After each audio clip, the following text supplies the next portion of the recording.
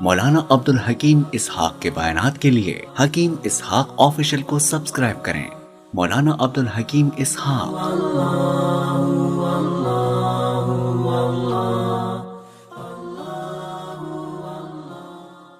نحمده ونصلي ونسلم على رسول الکریم، اما بعد۔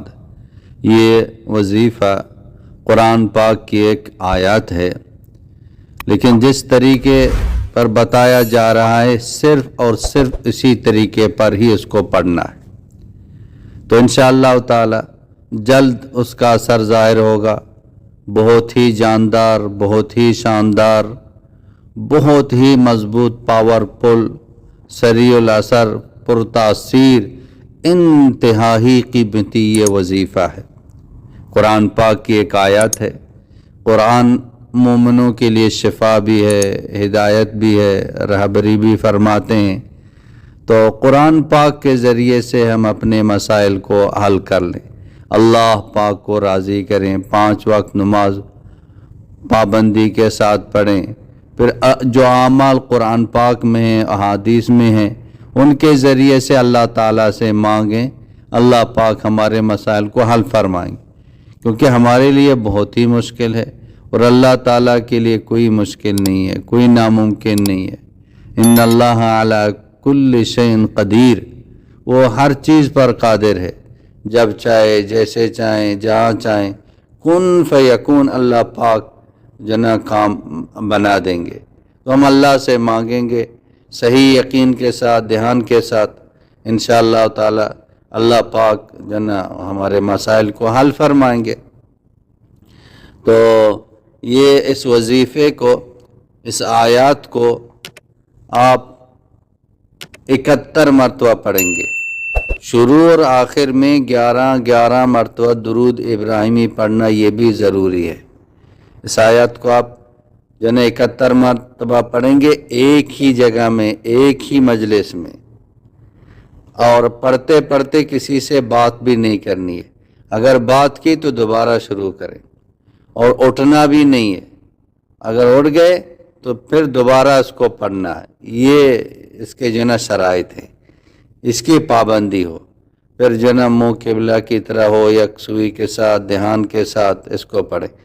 پھر آپ کی جو بھی حاجت ہے اس حاجت کو ذہن میں رکھتے ہوئے، مثلا آپ کو رشتے کے لیے یہ وظیفہ آپ رشتے کے لیے پڑھیں گے، تو پڑھتے پڑھتے جب تک آپ پڑھ رہے ہیں کہ آپ کی نیت کے اندر، دل کے اندر یہ ہو کہ میرا یہ مسئلہ ہے، رشتے کا مسئلہ ہے۔ اگر آپ کے اوپر قرضے چڑھے ہوئے ہیں تو آپ قرضوں سے بھی مایوس ہو گئے، پہاڑوں کے برابر قرضے نظر آتے ہیں، اب میں دے نہیں سکتا، تو اللہ آسان فرمائیں گے۔ آپ یہ وظیفہ جب تک پڑھ رہے ہیں تو نیت بھی یہی ہو کہ اللہ میرے یہ قرضے ہیں، ان کا انتظام آپ ہی فرما دیں۔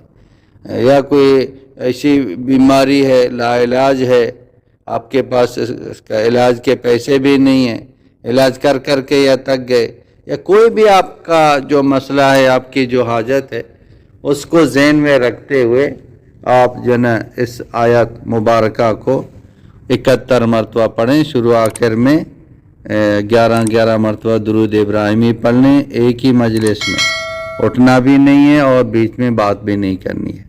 اور یہ سورہ بقرہ کی ایک آیت ہے، غالباً 137 نمبر ہے۔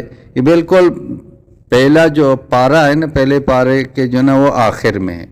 وہ آیت یہ ہے، فَسَيَكْفِيكَهُمُ اللَّهُ وَهُوَ السَّمِيعُ الْعَلِيمُ، فَسَيَكْفِيكَهُمُ اللَّهُ وَهُوَ السَّمِيعُ الْعَلِيمُ۔ یہ آپ دیکھ کے بھی پڑھ سکتے ہیں، یاد ہے تو زبانی پڑھ لیں، اس میں زیادہ وقت نہیں لگے گا۔